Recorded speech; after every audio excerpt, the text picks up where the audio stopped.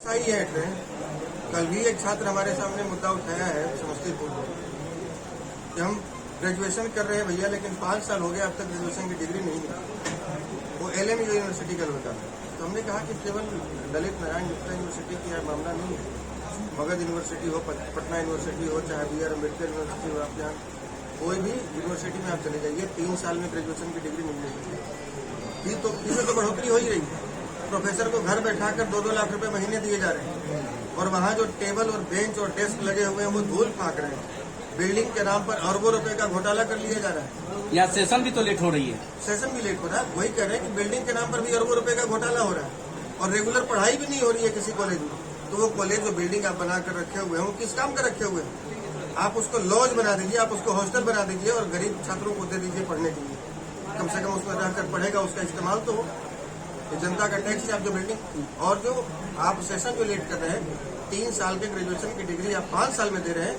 तो क्या आप जो उम्र सीमा में 30 साल, 32 साल, 35 साल किसी कॉम्पिटिटिव एग्जाम के लिए जो रखते हैं कि भाई इससे ज्यादा अगर आपकी उम्र हो गई तो आप इस परीक्षा में शामिल नहीं हो सकते हैं, तो क्या वहां आप 3 साल बढ़ाएंगे? और इसमें यदि नहीं बढ़ाते हैं तो इसमें छात्रों का क्या कसूर है? आप उनके जीवन का वो 3 साल, महत्वपूर्ण 3 साल आप खा गए, आप बर्बाद कर दिए। जो उनको 6 अटेम्प्ट का मौका मिलता, अब उनको 3 अटेम्प्ट का मौका मिल रहा है। तो इसमें छात्रों का दोष कहाँ है? इसमें या गार्जियन का दोष कहाँ है? इसमें केवल सरकार दोषी है, लेकिन इस पर काम करने की इच्छा शक्ति हो तब तो काम करने। छात्र हमारे BC का घेराव करते हैं, यूनिवर्सिटी का घेराव करते हैं, उसके दरवाजे के बाहर गेट पर धरना प्रदर्शन करते हैं, लेकिन उनको ये नहीं पता कि जो VC वहां आए हुए हैं, जो चांसलर वहां आए हुए हैं, वो करोड़ों रुपए देकर आए हैं और वो सरकार के इशारे पर नाच रहे हैं। जब सरकार ही नहीं चाह रही है तो VC की क्या होगा? VC क्या करेगा? सरकार के खिलाफ छात्रों को हल्ला बोल करना चाहिए।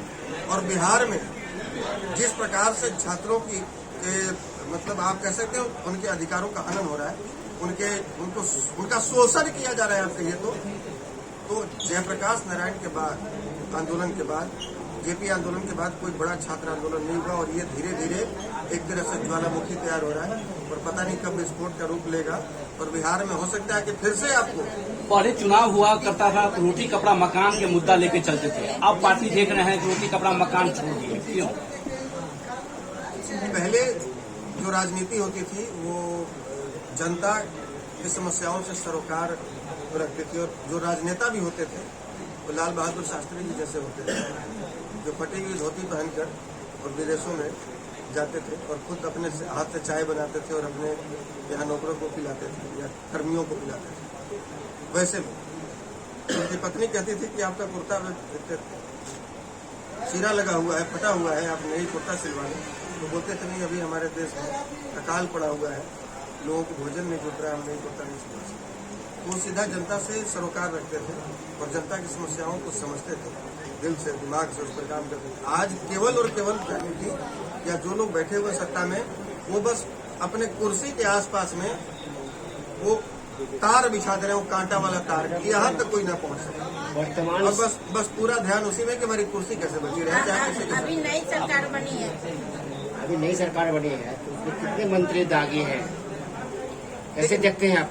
देखिए, नई सरकार जो बनी है इसमें मंत्री दागी हैं, तो पहले वाले सरकार में जो मंत्री थे वो क्या बिना दाग वाले थे? पहले वाले जो सरकार में जो थे, जो 17 साल NDA में थे, उनकी सूची निकाल लीजिए, या केंद्र में जो मंत्री अभी बने हुए हैं उनकी लिस्ट निकाल लीजिए।